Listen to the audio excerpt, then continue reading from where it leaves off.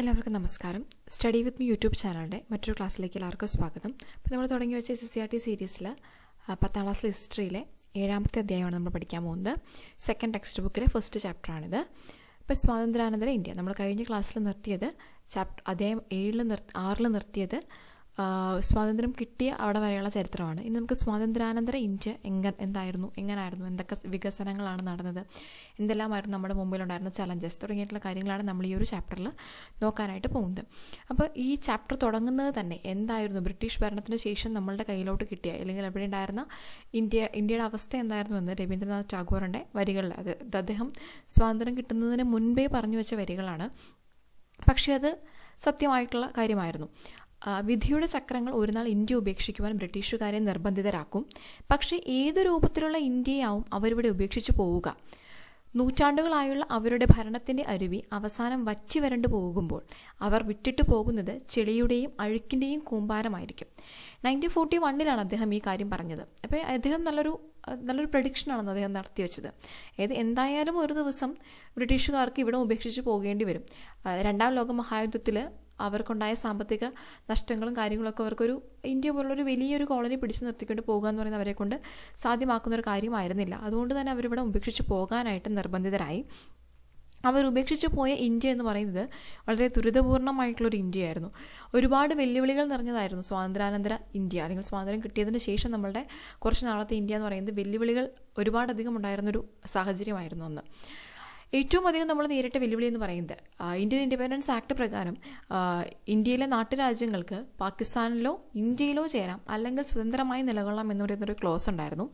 ഈ ക്ലോസ് അനുസരിച്ച് ചില രാഷ്ട്രങ്ങൾ ഇവിടെ ചേരാൻ വിസമ്മതിച്ചു, ഇന്ത്യൻ യൂണിയനോട് ചേരാൻ വിസമ്മതിച്ചു. ചിലർ പാകിസ്ഥാനിൽ ചേരണമെന്ന് പറയുന്നൊരു ആഗ്രഹം, ചിലർ ഇൻഡിപെൻഡൻ്റ് ആയിട്ട് നിൽക്കണമെന്ന്, അങ്ങനെയുള്ള പല രീതിയിലുള്ള ആശയക്കുഴപ്പങ്ങൾ നമ്മുടെ സമൂഹത്തിലുണ്ടായിരുന്നു.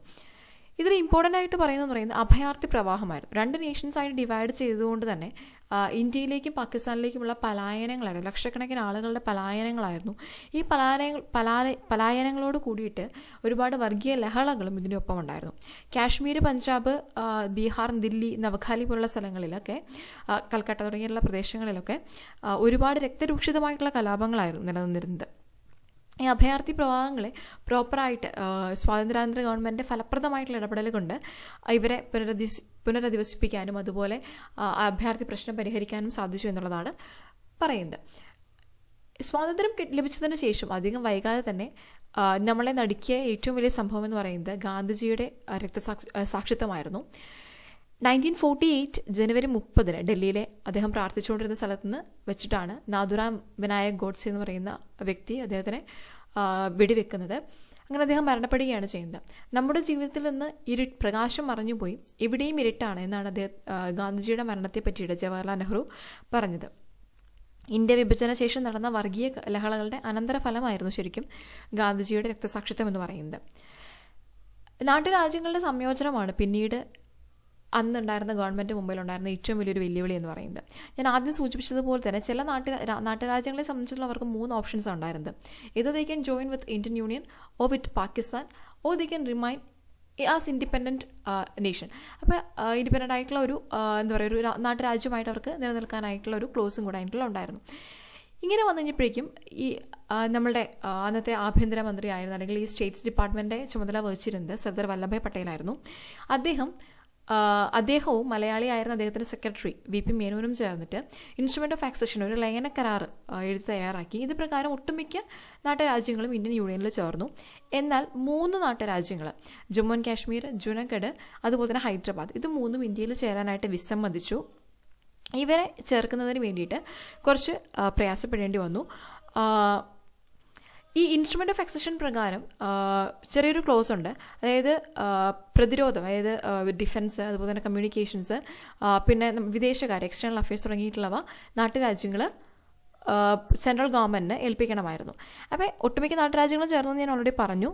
ജമ്മു ആൻഡ് കാശ്മീർ, ജുനഗഡ്, ഹൈദരാബാദ് തുടങ്ങിയിട്ടുള്ളവർ ചേരാനായിട്ട് വിസമ്മതിച്ചു. ഇവരെ പിന്നീട് അനുരഞ്ജനത്തിലൂടെയും പിന്നെ സൈനിക നടപടികളിലൂടെയൊക്കെയാണ് ഇന്ത്യൻ യൂണിയനിലേക്ക് കൂട്ടിച്ചേർത്തത്. ഈ ഒരു ഇന്ത്യൻ യൂണിയനിലേക്ക് കൂട്ടിച്ചേർക്കുന്ന സമയത്ത് അതിൽ സുപ്രധാനമായിട്ടുള്ളൊരു പങ്ക് വഹിച്ച ഈ നാട്ടുരാജ്യങ്ങളുടെ സംയോജനത്തിൽ സുപ്രധാനമായിട്ടുള്ളൊരു പങ്ക് വഹിച്ച വ്യക്തിയായിരുന്നു മലയാളിയായിട്ടുള്ള വി പി മേനോൻ എന്ന് പറയുന്നത്. 1894 പാലക്കാട് ഒറ്റപ്പാലത്താണ് അദ്ദേഹം ജനിച്ചത്. അദ്ദേഹത്തിന് ഇംഗ്ലീഷ് ഭാഷയിൽ നല്ല പ്രാവീണ്യം ഉണ്ടായിരുന്നതുകൊണ്ട് തന്നെ ഗവൺമെൻറ് ഒരുപാടധികം ചുമതലകൾ അദ്ദേഹത്തിനെ ഏൽപ്പിച്ചിരുന്നു. അദ്ദേഹത്തിന് ഇമ്പോർട്ടൻ്റ് ആയിട്ടുള്ള 2 ബുക്കുകളാണ് the transfer of power in India, അതുപോലെ integration of the Indian states എന്ന് പറയുന്ന 2 ബുക്കുകൾ ഓർത്തു വെക്കണം. Transfer of power in India, അതുപോലെ ഇൻ്റഗ്രേഷൻ ഓഫ് ഇന്ത്യൻ സ്റ്റേറ്റ്സ് എന്ന് പറയുന്നത്. ഇതുപോലെ ഇന്ത്യൻ നാട്ടുരാജ്യങ്ങളുടെ സംയോജനം നടപ്പിലാക്കി. ഈ ഒരു സമയത്ത് തന്നെ ഫ്രാൻസും പോർച്ചുഗലും ഇന്ത്യ വിട്ട് പോയിട്ടുണ്ടായിരുന്നില്ല. കുറച്ച് പ്രദേശങ്ങൾ ഫ്രാൻസിൻ്റെയും പോർച്ചുഗലിൻ്റെയും അവരുടെ കീഴിലാണ് ഉണ്ടായിരുന്നത്. ആ പ്രദേശങ്ങളും പിന്നീട് ഇന്ത്യൻ യൂണിയനിലേക്ക് കൂട്ടിച്ചേർക്കപ്പെടുകയുണ്ടായി. ഫ്രാൻസിൻ്റെ അധീനതയിലുണ്ടായിരുന്ന പ്രദേശങ്ങളായിരുന്നു പോണ്ടിച്ചേരി, കാരക്കൽ, മാഹി, യാനം എന്നിവ. ഇവയെ 1954 ഇന്ത്യയിലേക്ക് കൂട്ടിച്ചേർത്തത്, ഇന്ത്യൻ യൂണിയനിലേക്ക് കൂട്ടിച്ചേർത്തത്. പോർച്ചുഗലിൻ്റെ അധീനതയിലുണ്ടായിരുന്ന പ്രദേശമായിരുന്നു ഗോവ, ഡാമൻ ആൻഡ് ഡിയു തുടങ്ങിയിട്ടുള്ള പ്രദേശങ്ങൾ. ഇതിനെ 1961 1961 ഇന്ത്യൻ യൂണിയനോട് കൂട്ടിച്ചേർക്കുന്നത്. ഈ ഒരു സമയത്ത് ഒരു ബോക്സ് നമ്മൾ പറയാൻ വിട്ടിട്ടുണ്ട്. ഈ അഭയാർത്ഥി പ്രവാഹവുമായിട്ട് ബന്ധപ്പെട്ട് ഒരുപാടധികം പ്രശ്നങ്ങൾ നമ്മുടെ സമൂഹത്തിലുണ്ടായിരുന്നു. ഈ ഒരു സംഭവങ്ങളെ, അതായത് വിഭജന കാലത്തെ പ്രശ്നങ്ങളൊക്കെ ആസ്പദമാക്കിയിട്ട് ഒരുപാട് സിനിമകൾ നിർമ്മിക്കപ്പെട്ടിട്ടുണ്ട്. ഇമ്പോർട്ടൻ്റ് ആയിട്ടുള്ള സിനിമകൾ ഋതിക് ഘട്ടക്കിൻ്റെ മേഘേ ദാക്കധാര, അതുപോലെ MS സത്യുവിൻ്റെ ഗരം ഹവ, ഗോവിന്ദ് നിഹലാനിയുടെ തമസ്, പമേല റൂക്സിൻ്റെ ട്രെയിൻ ടു പാകിസ്ഥാൻ തുടങ്ങിയവ ഈ ഒരു സമയത്ത് വിഭജനവുമായിട്ട് ബന്ധപ്പെട്ട കാര്യങ്ങളെ ചിത്രീകരിച്ചിട്ടുള്ള ഇമ്പോർട്ടൻ്റ് ആയിട്ടുള്ള സിനിമകളാണ് കേട്ടോ. പിന്നീട് നമ്മുടെ മുമ്പിൽ നിന്നിരുന്ന ചലഞ്ച്, അതുപോലെ തന്നെ ചലഞ്ചാണ് ഭരണഘടനാ രൂപീകരണം എന്ന് പറയുന്നത്.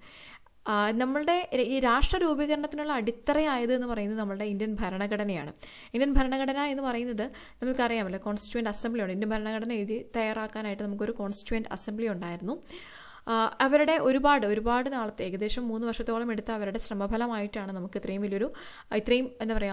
പവർഫുൾ ആയിട്ടുള്ളൊരു ഭരണഘടന നമുക്ക് ഉണ്ടായത്. നമ്മുടെ മൗലിക കടമകളും നമ്മുടെ മൗലിക അവകാശങ്ങളും അതുപോലെ നമ്മുടെ DPSP എല്ലാം അടങ്ങുന്ന നമ്മളുടെ ഭരണനിർവഹണം എങ്ങനെയാണ് നടത്താൻ തുടങ്ങിയിട്ടുള്ള എല്ലാ കാര്യങ്ങളെപ്പറ്റി പ്രതിപാദിക്കുന്ന ഒരു വലിയ ഭരണഘടന നമുക്കുണ്ട്. ഇത് നമ്മൾ ഒരുപാടധികം രാജ്യങ്ങളുടെ ഭരണഘടനയിൽ നിന്ന് കടമെടുത്ത ആശയങ്ങൾ ഉൾക്കൊണ്ടുകൊണ്ടാണ് നമ്മളുടെ ഭരണഘടന ഉണ്ടാക്കിയിരിക്കുന്നത്. ഒരു കുറേ റെഫറൻസുകൾ ചെയ്തതിന് ശേഷമാണ് റിഫൈൻഡ് ആയിട്ടുള്ളൊരു ഭരണഘടനയാണ് നമ്മളുടെ എന്ന് പറയുന്നത്. പിന്നീട് അതിന് കാലാനുസൃതമായിട്ടുള്ള മാറ്റങ്ങൾ വന്നിട്ടുണ്ട്. ഭരണഘടനാ ഭേദഗതികളിലൂടെ കാലാനുസൃതമായിട്ടുള്ള മാറ്റങ്ങൾ വരുന്നുണ്ട്. ഈ ഭരണഘടന എഴുതി തയ്യാറാക്കുന്നതിന് വേണ്ടിയിട്ട് ഒരുപാടധികം കമ്മിറ്റീസ് അതിനിടയ്ക്ക് പ്രവർത്തിച്ചിട്ടുണ്ട്. അതിൽ ഇമ്പോർട്ടൻ്റ് ആയിട്ടുള്ള കമ്മിറ്റി ആയിരുന്നു ഡ്രാഫ്റ്റിംഗ് കമ്മിറ്റി എന്ന് പറയുന്നത്. ഈ ഡ്രാഫ്റ്റിംഗ് കമ്മിറ്റിയുടെ ചെയർമാനായിരുന്നു ഡോക്ടർ BR അംബേദ്കർ. അതുപോലെ ഭരണഘടനാ നിർമ്മാണ സഭയുടെ അധ്യക്ഷനായിരുന്നു ഡോക്ടർ രാജേന്ദ്ര പ്രസാദ് എന്ന് പറയുന്നത്. അങ്ങനെ നമ്മൾക്ക് ഭരണഘടന ഇത് തയ്യാറാക്കിയത് 1949 നവംബർ 26 ഇത് നിലവിൽ വരുന്നത് 1950 ജനുവരി 26 അങ്ങനെ 1950 ജനുവരി 26 ഭരണഘടന നിലവിൽ വന്നു. ഇന്ത്യ ഒരു റിപ്പബ്ലിക്കായി മാറുകയും ചെയ്യുകയാണ്. അതിനുശേഷം നമ്മളുടെ ജനാധിപത്യം ഊട്ടിയുറപ്പിക്കുന്നതിന് വേണ്ടിയിട്ട് നമ്മൾ ആദ്യ പൊതു തെരഞ്ഞെടുപ്പ് നടത്തി. സ്വതന്ത്രവും നിഷ്പക്ഷവുമായിട്ട് നടന്ന ആദ്യ തെരഞ്ഞെടുപ്പ് ഇന്ത്യൻ ജനാധിപത്യത്തിൻ്റെ വിജയമായിരുന്നു. 1951-52 കാലഘട്ടങ്ങളിലായിട്ടാണ് നമ്മളുടെ ആദ്യ പൊതു തെരഞ്ഞെടുപ്പ് നടന്നത്. പല സ്ഥലങ്ങളിലും നമ്മളുടെ ഒപ്പം സ്വതന്ത്രമായ കോളനികളിലും പലയിടത്തും ജനാധിപത്യ രീതിയിൽ നിന്ന് വ്യതിചലിച്ചു പോകുമ്പോൾ ഇന്ത്യയുടെ ജനാധിപത്യ വ്യവസ്ഥ ഇന്നും വളരെ ശക്തമായി നിലകൊള്ളുന്നു എന്നുള്ളത് പ്രശംസനീയമായിട്ടുള്ള ഒരു കാര്യമാണ്. അടുത്തത് വേറൊരു വെല്ലുവിളി എന്ന് പറയുന്നത് ഭാഷാടിസ്ഥാനത്തിലുള്ള സംസ്ഥാനങ്ങളുടെ രൂപീകരണമായിരുന്നു. നാട്ടുരാജ്യങ്ങളായി നിലനിന്നപ്പോൾ പലയിടത്തും പല ഭാഷ സംസാരിക്കുന്നവർ ഒരു നാട്ടുരാജ്യത്തിൽ ഉൾക്കൊള്ളുന്ന അവസ്ഥയുണ്ടായിരുന്നു. വ്യത്യസ്ത ഭാഷകൾ സംസാരിക്കുന്ന നാട്ടുരാജ്യങ്ങളായിരുന്നു ആളുകളായിരുന്നു ഒരു നാട്ടുരാജ്യത്തിലുണ്ടായിരുന്നത്. ഇങ്ങനെ ഭാഷയുടെ അടിസ്ഥാനത്തിൽ സംസ്ഥാനം രൂപീകരിക്കണം എന്ന് പറയുന്ന ആവശ്യം സൗത്ത് ഇന്ത്യയിൽ നിന്നാണ് തുടങ്ങി വെച്ചത്. അങ്ങനെ തെലുങ്ക് സംസാരിക്കുന്നവർക്ക് വേണ്ടിയിട്ട് ആന്ധ്ര എന്ന് പറയുന്നൊരു സംസ്ഥാനം വേണമെന്ന ആവശ്യത്തോടു കൂടിയിട്ട് പോറ്റി ശ്രീരാമലു എന്ന് പറയുന്ന വ്യക്തി നിരാഹാരം അനുഭവിക്കുകയും അദ്ദേഹം നിരാഹാരം അനുഭവിച്ചതുമായിട്ട് അതിനെ തുടർന്ന് അദ്ദേഹം 58 ദിവസം നിരാഹാര സമരത്തെ തുടർന്ന് അദ്ദേഹം മരണമടഞ്ഞു. ഇത് ഭാഷാടിസ്ഥാനത്തിലുള്ള സംസ്ഥാനം വേണമെന്ന് പറയുന്ന ആ ഒരു ആവശ്യം വളരെ ശക്തമാക്കി. തുടർന്ന് ആന്ധ്രാപ്രദേശ് എന്ന് പറയുന്ന സംസ്ഥാനം 1953 നിലവിൽ വരികയാണ്. സംസ്ഥാനങ്ങളെ ഭാഷയുടെ അടിസ്ഥാനത്തിൽ പുനഃസംഘടിപ്പിക്കുന്നതിന് വേണ്ടിയിട്ട് സംസ്ഥാന പുനഃസംഘടന കമ്മീഷൻ രൂപീകരിച്ചു. ഫസൽ അലി ആയിരുന്നു ഈ സംസ്ഥാന പുനഃസംഘടനാ കമ്മീഷന്റെ ചെയർമാൻ എന്ന് പറയുന്നത്. എച്ച് എൻ ഖുൻസ്രു, മലയാളിയായ കെ എം പണിക്കർ എന്നിവരായിരുന്നു ഇതിൻ്റെ ഉള്ള മറ്റ് അംഗങ്ങൾ. ഈ കമ്മീഷന്റെ റിപ്പോർട്ടിന്റെ അടിസ്ഥാനത്തിൽ സംസ്ഥാന പുനഃസംഘടനാ നിയമം 1956 പാർലമെന്റ് പാസാക്കി. ഇത് പ്രകാരം 14 സംസ്ഥാനങ്ങളും 6 കേന്ദ്രഭരണ പ്രദേശങ്ങളും നിലവിൽ വന്നു. അങ്ങനെ പിന്നീട് പല വേവ്സായിട്ട് പല സംസ്ഥാനങ്ങൾ രൂപീകരിച്ച കഥയൊക്കെ നമുക്കറിയാം. സാമ്പത്തികപരമായിട്ടുള്ള ഇന്ത്യയുടെ മുന്നേറ്റങ്ങളാണ് സ്വാതന്ത്ര്യത്തിന് ശേഷം സാമ്പത്തികപരമായിട്ടുള്ള നമ്മുടെ മുന്നേറ്റങ്ങളാണ് നമ്മളിനി അടുത്ത് നോക്കാൻ പോകുന്നത്. അമേരിക്കയിൽ മുതലാളിത്ത സമ്പദ് വ്യവസ്ഥയാണ് നിലനിന്നിരുന്നത്. സോവിയറ്റ് യൂണിയനിൽ സോഷ്യലിസ്റ്റ് സമ്പദ് വ്യവസ്ഥയായിരുന്നു നിലനിന്നിരുന്നത്. ഇതിൻ്റെ രണ്ടിൻ്റെയും ഒരു മിഡിൽ പാത്ത് ആണ് നമ്മൾ ഫോളോ ചെയ്തത്. നമ്മൾ മിക്സ്ഡ് എക്കോണമിയാണ് ഫോളോ ചെയ്തത്. അതായത് മിശ്ര സമ്പദ് വ്യവസ്ഥ, അതായത് പൊതുമേഖലയ്ക്ക് കൂടുതൽ പ്രാധാന്യം നൽകിക്കൊണ്ടുള്ള മിക്സ്ഡ് എക്കോണമിക്കാണ് നമ്മൾ പ്രാധാന്യം നൽകിയത്. ജവഹർലാൽ നെഹ്റുവിൻ്റെ നേതൃത്വത്തിൽ സാമ്പത്തിക മുന്നേറ്റം ലക്ഷ്യമാക്കിയിട്ട് ഒരുപാടധികം പദ്ധതികൾ ഇവിടെ രൂപീകരിച്ചു.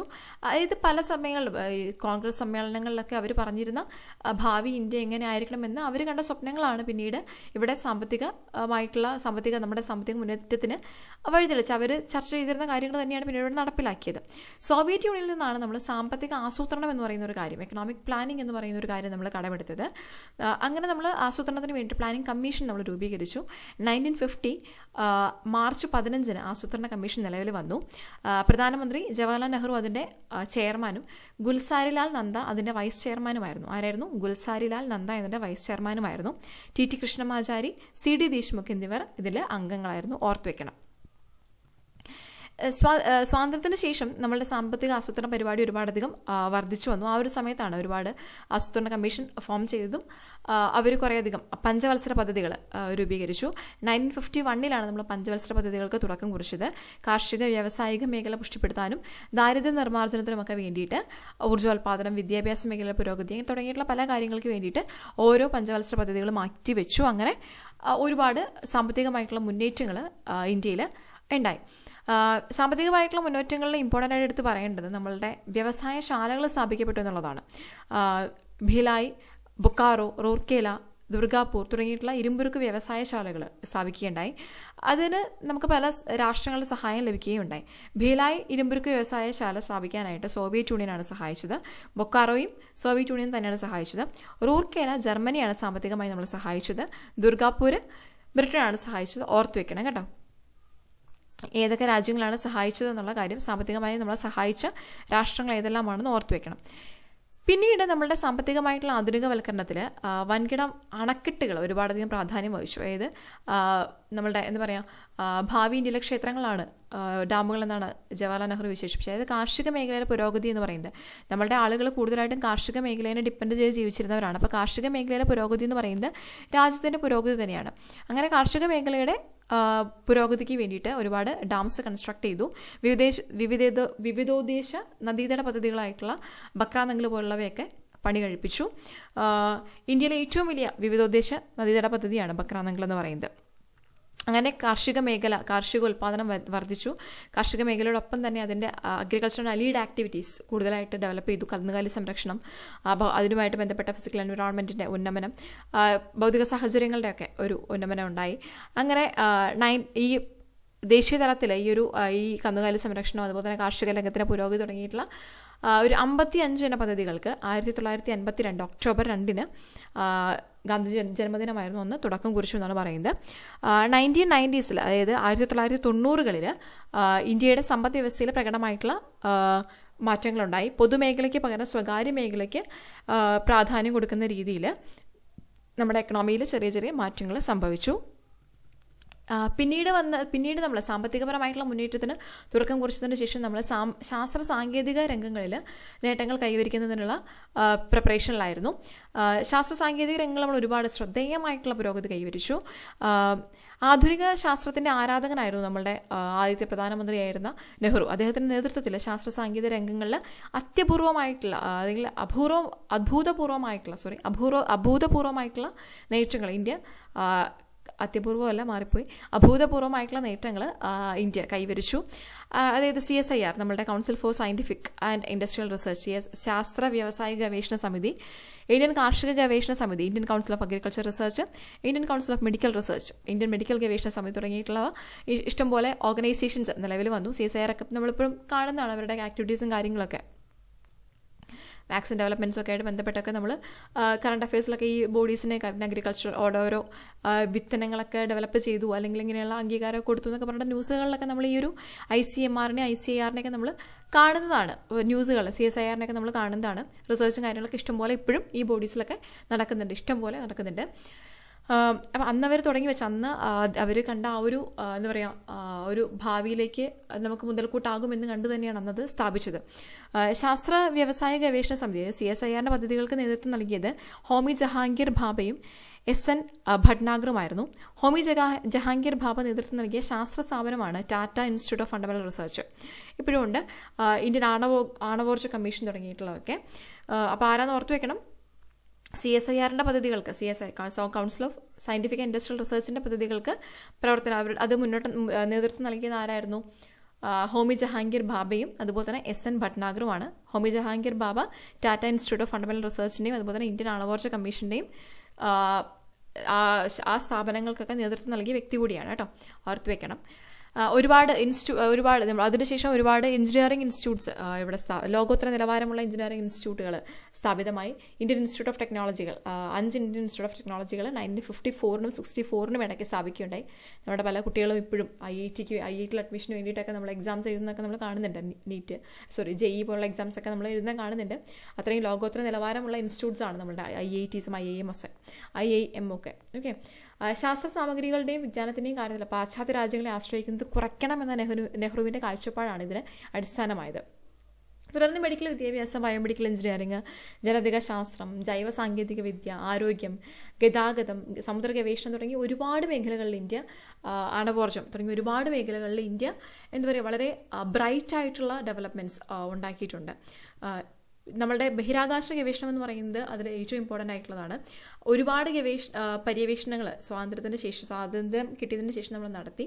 1962 ജവഹർലാൽ നെഹ്റുവിൻ്റെയും ശാസ്ത്രജ്ഞനായ വിക്രം സാരാഭായിയുടെയും ശ്രമഫലമായിട്ട് ഇന്ത്യൻ ദേശീയ ബഹിരാകാശ ഗവേഷണ സമിതി രൂപീകൃതമായി. അതിനെ തുടർന്ന് 1969 ISRO, നമ്മുടെ ഇന്ത്യൻ ബഹിരാകാശ ഗവേഷണ സംഘടനയുടെ രൂപീകരണത്തോടു കൂടിയിട്ട് ഇന്ത്യൻ ബഹിരാകാശ ഗവേഷണത്തിൻ്റെ നേതൃത്വം അവർ ഏറ്റെടുത്തു. തിരുവനന്തപുരത്തിനടുത്തുള്ള തുമ്പയിലാണ് ഇന്ത്യയിലെ ആദ്യത്തെ റോക്കറ്റ് വിക്ഷേപണ കേന്ദ്രം, VSSC. Okay, Vikram Sarabhai space centre.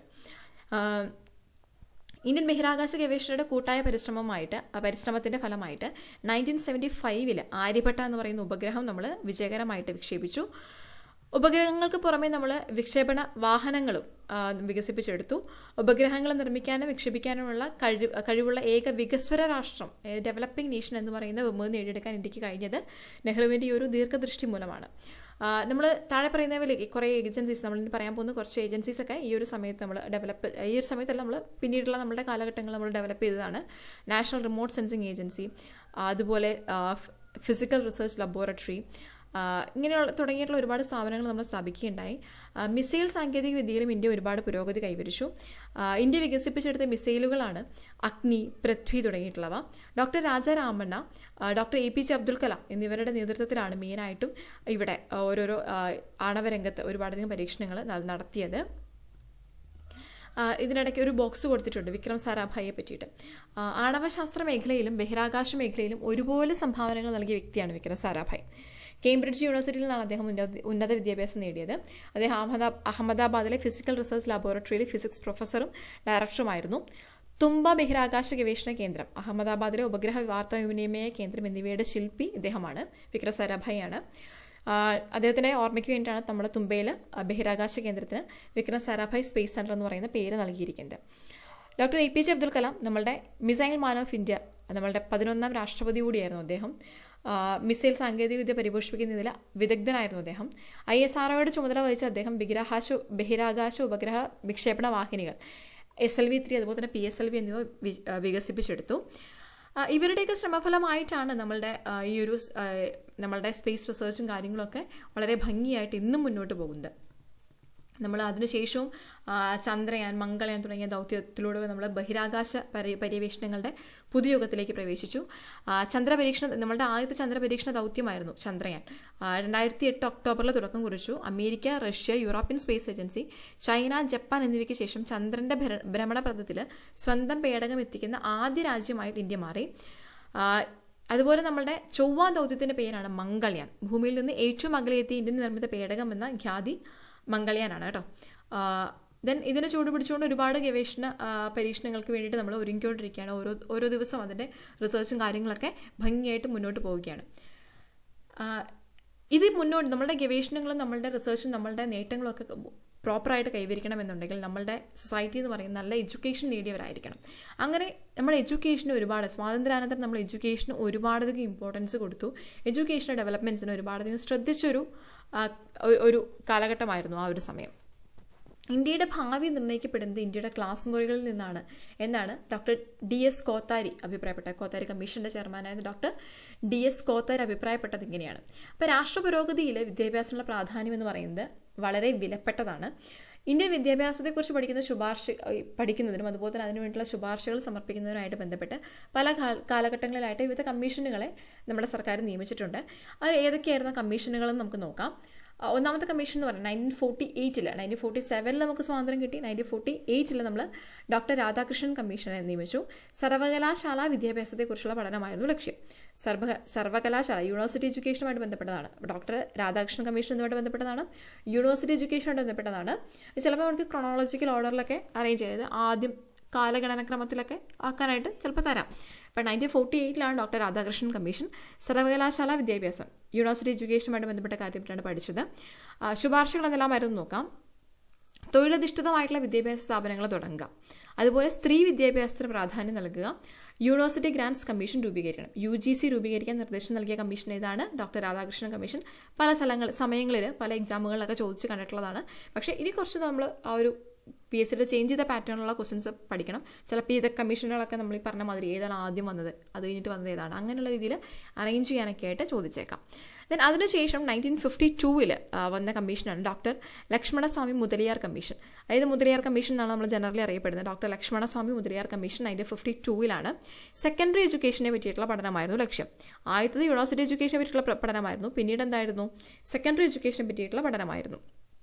ഇതിലാണ് പറഞ്ഞത് ത്രിഭാഷാ പദ്ധതി നടപ്പിലാക്കണമെന്ന്. 3 ലാംഗ്വേജ് 3 ഭാഷാ പദ്ധതി നടപ്പിലാക്കണമെന്ന് പറഞ്ഞു. അതുപോലെ സെക്കൻഡറി തലത്തിൽ വിദ്യാഭ്യാസ കമ്മീഷൻ രൂപീകരിക്കണമെന്ന് പറഞ്ഞു. പിന്നെ വിവിധോദ്ദേശ സ്കൂളുകൾ സ്ഥാപിക്കണമെന്ന് പറഞ്ഞു. അധ്യാപക പരിശീലന സമിതി രൂപീകരിക്കണമെന്ന് പറഞ്ഞതും ഈ കമ്മീഷൻ തന്നെയാണ്. അപ്പോൾ മുതലിയാർ കമ്മീഷൻ എന്തായിരുന്നു? സെക്കൻഡറി വിദ്യാഭ്യാസ മേഖലയെക്കുറിച്ചുള്ള പഠനമായിരുന്നു. ത്രിഭാഷാ പദ്ധതി നടപ്പിലാക്കണം, സെക്കൻഡറി തലത്തിൽ വിദ്യാഭ്യാസ കമ്മീഷൻ രൂപീകരിക്കണം, വിവിധോദ്ദേശ സ്കൂളുകൾ സ്ഥാപിക്കണം, അധ്യാപക പരിശീലന സമിതി രൂപീകരിക്കണം തുടങ്ങിയവ ഇതിൻ്റെ റെക്കമെൻഡേഷൻസ് ആയിരുന്നു. ദെൻ അതിനുശേഷം വന്ന 1964 വന്നതാണ് doctor DS Kothari commission. Kothari commission നമ്മൾ പറയും. ഡോക്ടർ DS കോത്താരി കമ്മീഷൻ എന്താണ്? വിദ്യാഭ്യാസത്തിൻ്റെ ഒരു ദേശീയ മാതൃകയെ പറ്റിയിട്ടുള്ള ഒരു നിർദ്ദേശം വയ്ക്കുകയാണ് ചെയ്തത്. 10+2+3 മാതൃകയിൽ വിദ്യാഭ്യാസം നടപ്പിലാക്കണം. അതായത് 1 തൊട്ട് 10 വരെ, പിന്നെ +1+2, പിന്നെ ഡിഗ്രി 3 ഇയർ. ആ ഒരു മാതൃകയിൽ വിദ്യാഭ്യാസം നടപ്പിലാക്കണം എന്നാണ് അദ്ദേഹം പറഞ്ഞത്, ഡോക്ടർ DS കോത്താരി പറഞ്ഞത്. ദെൻ അതുപോലെ തന്നെ തൊഴിലധിഷ്ഠിതമായിട്ടുള്ള വിദ്യാഭ്യാസം നടപ്പിലാക്കണം. അത് ആര് പറഞ്ഞതാണ്? നേരത്തെ രാധാകൃഷ്ണൻ കമ്മീഷനിലും പറഞ്ഞതാണ് തൊഴിലധിഷ്ഠിതമായിട്ടുള്ള വിദ്യാഭ്യാസം നടപ്പിലാക്കണമെന്നുള്ളത്. സെക്കൻഡറി തലത്തിൽ തൊഴിലധിഷ്ഠിതമായിട്ടുള്ള വിദ്യാഭ്യാസം, വൊക്കേഷണൽ എഡ്യൂക്കേഷൻ കൊടുക്കണമെന്നാണ് പറഞ്ഞത്. അതുപോലെ മൂല്യവിദ്യാഭ്യാസത്തിന് ഊന്നൽ കൊടുക്കണം. മൂല്യവിദ്യാഭ്യാസത്തിന് ഊന്നൽ കൊടുക്കണമെന്ന് പറഞ്ഞതും ഇത് തന്നെയാണ്, ഡോക്ടർ DS കോത്താരി കമ്മീഷനാണ്. ഇതിൻ്റെ വർഷങ്ങൾ ഓർത്തു വയ്ക്കാം, ആ ഒരു ഓർഡർ ഓർത്തു വയ്ക്കുക. Doctor Radhakrishnan commission, doctor Lakshmanaswami Mudaliar commission, doctor DS Kothari commission ഓർത്തു വയ്ക്കുക, വർഷങ്ങൾ ഓർത്തു വയ്ക്കുക. 1948, 1952, 1964 കേട്ടോ. 1986 വീണ്ടും നമ്മുടെ ദേശീയ വിദ്യാഭ്യാസ നയം അവതരിപ്പിച്ചു. നാഷണൽ പോളിസി ഓൺ എഡ്യൂക്കേഷൻ രൂപീകരിച്ചു. പുതിയ സഹസ്രാബ്ദത്തിലേക്ക് ഇന്ത്യയെ നയിക്കുക എന്ന് പറയുന്ന ലക്ഷ്യമായിരുന്നു 1986 വിദ്യാഭ്യാസ നയത്തിനുണ്ടായിരുന്നത്. ഇതിൻ്റെ 1986 ദേശീയ വിദ്യാഭ്യാസ നയം, നാഷണൽ എഡ്യൂക്കേഷൻ പോളിസി എന്തൊക്കെയായിരുന്നു അതിൻ്റെ നിർദ്ദേശങ്ങളും നമുക്ക് നോക്കാം. പ്രാഥമിക വിദ്യാഭ്യാസത്തിനും തുടർ വിദ്യാഭ്യാസത്തിനും പ്രാധാന്യം നൽകണം. പ്രാഥമിക വിദ്യാഭ്യാസം, പ്രൈമറി എഡ്യൂക്കേഷനും തുടർ വിദ്യാഭ്യാസത്തിനും പ്രാധാന്യം നൽകണം. പ്രൈമറി തലത്തിലെ വിദ്യാഭ്യാസം സാർവത്രികമാക്കാനും സ്കൂളുകളിലെ ഭൗതിക സൗകര്യങ്ങൾ മെച്ചപ്പെടുത്താനുമായിട്ട് ഓപ്പറേഷൻ ബ്ലാക്ക് ബോർഡ് പദ്ധതി. അപ്പോൾ ഓപ്പറേഷൻ ബ്ലാക്ക് ബോർഡ് പദ്ധതി ചിലപ്പോൾ ക്വസ്റ്റ്യൻ ചോദിക്കും, ഏത് കമ്മീഷനാണ് സജസ്റ്റ് ചെയ്തത്? ഏത് കമ്മീഷനാണ് സജസ്റ്റ് ചെയ്തത്? ഏതാണ്? 1986 നാഷണൽ എഡ്യൂക്കേഷൻ പോളിസി പ്രകാരമാണ് ഓപ്പറേഷൻ ബ്ലാക്ക് ബോർഡ്. എന്തിനു വേണ്ടിയിട്ടുള്ളതാണ്? പ്രൈമറി തലത്തിലുള്ള വിദ്യാഭ്യാസം സാർവത്രികമാക്കാനും സ്കൂളുകളിൽ ഭൗതിക സൗകര്യങ്ങൾ അവിടുത്തെ ഫെസിലിറ്റീസ് ഇൻഫ്രാസ്ട്രക്ചർ ഫെസിലിറ്റീസ് ഒക്കെ ഡെവലപ്പ് ചെയ്യാനായിട്ടാണ് ഓപ്പറേഷൻ ബ്ലാക്ക് ബോർഡ് പദ്ധതി നടപ്പിലാക്കുന്നത്. നമ്മൾ കുട്ടികളായിരിക്കുമ്പോഴല്ലേ പ്രൈമറി തലത്തിലൊക്കെ ഇരിക്കുമ്പോൾ ബ്ലാക്ക് ബോർഡിലൊക്കെ എഴുതി പഠിക്കുക, അങ്ങനെ ഓർത്താൽ മതി ഓപ്പറേഷൻ ബ്ലാക്ക് ബോർഡ്. ദെൻ ഓരോ ജില്ലയിലും നവോദയ വിദ്യാലയങ്ങൾ സ്ഥാപിക്കണം, പെൺകുട്ടികളുടെ വിദ്യാഭ്യാസത്തിന് പ്രോത്സാഹനം നൽകണം തുടങ്ങിയവ 1986 നാഷണൽ പോളിസി ഇൻ എഡ്യൂക്കേഷൻ്റെ ഇമ്പോർട്ടൻ്റ് ആയിട്ടുള്ള പ്രപ്പോസൽസ് ആയിരുന്നു. ഓർത്തു വെക്കണം കേട്ടോ. പ്രാഥമിക വിദ്യാഭ്യാസത്തിനും തുടർ വിദ്യാഭ്യാസത്തിനും പ്രാധാന്യം നൽകണം. പ്രൈമറി തലത്തിലെ വിദ്യാഭ്യാസം സാർവത്രികമാക്കാൻ യൂണിവേഴ്സൽ ആക്കാനും സ്കൂളുകളിലെ ഭൗതിക സൗകര്യങ്ങൾ ഫിസിക്കൽ ഇൻഫ്രാസ്ട്രക്ചേഴ്സ് ഡെവലപ്പ് ചെയ്യാനും ഓപ്പറേഷൻ ബ്ലാക്ക് ബോർഡ് പദ്ധതി നടപ്പിലാക്കണം. ഓരോ ജില്ലയിലും നവോദയ സ്കൂളുകൾ സ്ഥാപിക്കണം. പെൺകുട്ടികളുടെ വിദ്യാഭ്യാസത്തിന് പ്രോത്സാഹനം നൽകണം. ഈ 1986 നമ്മുടെ നാഷണൽ എഡ്യൂക്കേഷൻ പോളിസിനെ റിവൈസ് ചെയ്തിട്ട് പുതിയ എഡ്യൂക്കേഷൻ പോളിസി വന്നിട്ടുണ്ട്. അത് കറണ്ട് അഫെയറിൽ വരുന്ന ഭാഗമാണ്, ജസ്റ്റ് നോക്കി പോകണം, ഇമ്പോർട്ടൻ്റ് ആണ് കേട്ടോ. ഇനി മൗലാന അബ്ദുൽ കലാം ആസാദ്, സ്വതന്ത്ര ഇന്ത്യയുടെ ആദ്യത്തെ വിദ്യാഭ്യാസ മന്ത്രിയാണ് മൗലാന അബ്ദുൽ കലാം ആസാദ്. സ്വതന്ത്ര ഇന്ത്യയുടെ വിദ്യാഭ്യാസ നയം രൂപപ്പെടുത്തുന്നതിൽ അദ്ദേഹം സുപ്രധാനമായിട്ടുള്ള പങ്ക് വഹിച്ചിട്ടുണ്ട്. അദ്ദേഹത്തിൻ്റെ ജന്മദിനമായിട്ടുള്ള നവംബർ 11 ദേശീയ വിദ്യാഭ്യാസ ദിനമായിട്ടാണ് നമ്മൾ ആചരിക്കുന്നത്. അദ്ദേഹം രചിച്ച ശ്രദ്ധേയമായിട്ടുള്ള ഗ്രന്ഥമാണ് ഇന്ത്യ വിൻസ് ഫ്രീഡം. ഓർത്തു വെക്കണം, ഇന്ത്യ വിൻസ് ഫ്രീഡം ആരുടെയാണ്? മൗലാന അബ്ദുൽ കലാം ആസാദിൻ്റെയാണ് കേട്ടോ. നമ്മുടെ ഫസ്റ്റ് എഡ്യൂക്കേഷൻ മിനിസ്റ്ററാണ് കേട്ടോ. സ്വതന്ത്ര ഇന്ത്യയുടെ ആദ്യത്തെ എഡ്യൂക്കേഷൻ മിനിസ്റ്ററാണ് ആരെന്ന് പറയുന്നത്? Maulana Abdul Kalam Azad. India wins freedom, അദ്ദേഹത്തിൻ്റെ ജന്മദിനമായിട്ടുള്ള നവംബർ 11 നമ്മുടെ ദേശീയ വിദ്യാഭ്യാസ ദിനമായിട്ട് ആചരിക്കുന്നത്. അതിനുശേഷം 2009 ആ സമയത്തൊക്കെ ഇഷ്ടംപോലെ ഒരുപാട് ചേഞ്ചസും കാര്യങ്ങളൊക്കെ വന്നിട്ടുണ്ട്. 2009 നമ്മളുടെ എന്ത് വന്നു? ഇന്ത്യ ഗവൺമെൻറ് വിദ്യാഭ്യാസ മൗലിക അവകാശമാക്കിക്കൊണ്ടുള്ള നിയമം പാസ്സാക്കി. പിന്നീട് നമ്മളുടെ എന്താ പറയുക, സർവ്വശിക്ഷാ അഭിയാൻ, രാഷ്ട്രീയ മാധ്യമിക ശിക്ഷാ അഭിയാൻ തുടങ്ങിയിട്ടുള്ള കാര്യങ്ങളൊക്കെ നടപ്പിലാക്കി. ഇതെല്ലാം കൂടെ സംയോജിപ്പിച്ച് 2018 സമഗ്ര ശിക്ഷാ അഭിയാൻ എന്ന് പറയുന്ന പദ്ധതി രാജ്യത്ത് നടപ്പിലാക്കി വരുന്നു. ഇത് കഴിഞ്ഞിട്ടാണ് പിന്നീട് നമ്മുടെ ന്യൂ എഡ്യൂക്കേഷൻ പോളിസി വന്നിട്ടുള്ളത്. അത് കറണ്ട് അഫെയറിൽ വരുന്ന ഭാഗമാണ്, നോക്കിയിട്ട് പോകണം കേട്ടോ. ആ 10+2+3 അതിൻ്റെ ഉള്ളിൽ വരുന്നതിൽ അതിലൊക്കെ ചേഞ്ചസും കാര്യങ്ങളൊക്കെ വരുത്തിയിട്ടുണ്ട്. അത് വേറൊരു ക്ലാസ്സിൽ ഡീറ്റെയിൽ ആയിട്ട് എടുത്തു തരാം. ദെൻ നമ്മളുടെ ഇതിന് ശേഷം ഉണ്ടായ നമ്മുടെ സാംസ്കാരിക നേട്ടങ്ങളാണ്, കൾച്ചറൽ ആയിട്ടുള്ള നമ്മളുടെ എന്താ പറയുക, ഇന്ത്യൻ സംസ്കാരം എന്ന് പറയുന്നത് വളരെ എന്താ പറയുക, വളരെ തനതായിട്ടുള്ള ഒരു വളരെ മൂല്യവത്തായിട്ടുള്ള സംസ്കാരമുള്ള രാജ്യമാണ് ഇന്ത്യ എന്ന് പറയുന്നത്. അപ്പോൾ ഇന്ത്യക്ക് അകത്തും പുറത്തും സാംസ്കാരിക മുന്നേറ്റത്തിൻ്റെ പ്രോത്സാഹനം ലക്ഷ്യമാക്കിയിട്ടാണ് നമ്മൾ ഒരുപാട് സ്ഥാപനങ്ങൾ ആരംഭിച്ചത്. അത് ഏതൊക്കെയാണ് ആ പ്രധാനപ്പെട്ട നമ്മളുടെ സ്ഥാപനങ്ങളെന്ന് നമുക്ക് നോക്കാം. സംഗീത നാടക അക്കാദമി, ഇത് national academy of dance drama and music എന്നാണ് ഇതിൻ്റെ മുമ്പ് അറിയപ്പെട്ടിരുന്ന പേര്. സംഗീതത്തിൻ്റെയും നാടകത്തിൻ്റെയും പ്രോത്സാഹനമായിരുന്നു ഇതിൻ്റെ ലക്ഷ്യം. ന്യൂഡൽഹിയിലാണ് ഇതിൻ്റെ ആസ്ഥാനം. പിന്നെ നമുക്ക് വന്നിട്ട് ലളിതകലാ അക്കാദമി ഉണ്ട്. ഇന്ത്യക്ക് അകത്തും പുറത്തുമുള്ള ഇന്ത്യൻ കലകളുടെ പ്രചാരണമാണ് ലക്ഷ്യം. ന്യൂഡൽഹിയാണ് അതിൻ്റെ ആസ്ഥാനം. സാഹിത്യ അക്കാദമി എന്ന് പറയുന്നത് നമ്മുടെ ഇന്ത്യൻ ഭാഷാ സാഹിത്യത്തിൻ്റെ ഉന്നമനമാണ് ലക്ഷ്യം. അത് ന്യൂഡൽഹി തന്നെയാണ് അതിൻ്റെ ആസ്ഥാനം.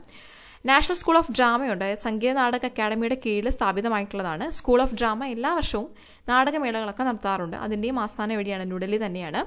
അടുത്തത് നാഷണൽ ബുക്ക് ട്രസ്റ്റ്, കുറഞ്ഞ ചിലവിലെ പുസ്തകങ്ങൾ പ്രസിദ്ധീകരിക്കുക, വായന വളർത്തുക തുടങ്ങിയുള്ള ലക്ഷ്യങ്ങളോടുകൂടി നമ്മുടെ ഇന്ത്യയുടെ സ്വദേശത്തും വിദേശത്തും പ്രോത്സാഹിപ്പിക്കുക എന്ന ലക്ഷ്യത്തോട് കൂടിയിട്ട് ഉള്ളൊരു ഓർഗനൈസേഷനാണ് national book trust of India എന്ന് പറയുന്നത്. അത് ന്യൂഡൽഹിയിലാണ് അതിൻ്റെ ആസ്ഥാനം. അതിനിടയ്ക്ക് ഒരു ചെറിയ ബോക്സ് കൊടുത്തിട്ടുണ്ട്. അധ്യാപകർക്ക് വേണ്ടിയിട്ട് 1979 രൂപീകരിച്ച സ്ഥാപനമാണ് centre for cultural resource and training എന്ന് പറയുന്നത്. ന്യൂഡൽഹിയാണ് ഇതിൻ്റെയും ആസ്ഥാനം. അധ്യാപകർക്കും കുട്ടികൾക്കുമായിട്ടുള്ള സാംസ്കാരിക വിനിമയത്തിനുള്ള അവസരങ്ങൾ ഈ ഒരു വിവിധ പരിപാടികളൊക്കെ ഈ ഒരു സെൻറ്റർ സംഘടിപ്പിക്കുന്നുണ്ട് കേട്ടോ. അത് ഓർത്ത് വെക്കണേ. Centre for cultural resource and training, ന്യൂഡൽഹിയാണ് ആസ്ഥാനം.